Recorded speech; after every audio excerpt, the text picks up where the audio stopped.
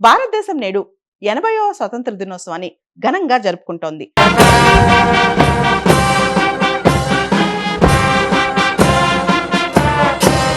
ఢిల్లీలోని చారిత్రక ఎర్రకోట వేదికగా భారత ప్రధాని జాతీయ పతాకాన్ని ఆవిష్కరించారు. జాతిని ఉద్దేశించి ప్రసంగించారు. ఈసారి ఇండిపెండెన్స్ థీమ్ యువశక్తి మరియు వందే మాతరానికి 150 ఏళ్లు. ఈ రెండు థీమ్స్ తో ఇండిపెండెన్స్ డే జరుపుకుంటున్నాం అన్నమాట. మనకు తెలుసు, యువ రక్తంతో భారతదేశం ఉరకలేస్తోంది.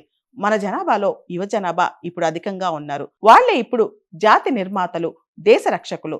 గురజాడ అప్పారావు గారు అన్నట్టు, దేశం అంటే మట్టి కాదోయ్, దేశం అంటే మనుషులై. అది ఇప్పుడు దేశం అంటే మట్టి కాదోయ్, దేశం అంటే మన యువతోయ్ అని చెప్పుకుంటున్నాం అన్నమాట.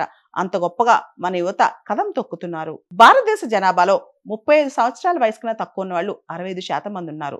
మన మీడియన్ ఏజ్ ఇప్పుడు 29 అన్నమాట. అంటే భారతదేశం మొత్తం యువతే అని చెప్పుకోవచ్చు.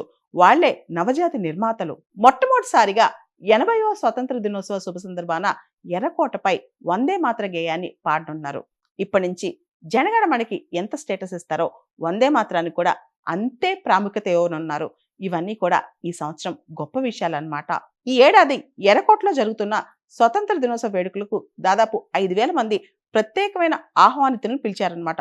వాళ్ళలో యూత్ ఇన్నోవేటర్స్, పిఎం ఇంటర్న్షిప్ స్కీమ్లో ఉత్తమ interns, startup founders, PM Kaushal Vikas యోజనలో ప్రతిభ కనపరిచిన యువత, అదేవిధంగా women entrepreneurs, scientists, PM Vishwakarma artisans, అదేవిధంగా బెస్ట్ ఫార్మర్స్ ఉత్తమ రైతులు, PM Surya Ghar beneficiaries, street vendors, sanitation workers, Delhi metro workers, government hospital staff, ఇలా అనేక మంది దేశానికి సేవ చేసే వాళ్ళని ఈ సంవత్సరం ప్రత్యేక ఆహ్వానితులుగా ఎర్రకోటకు పిలిచారు.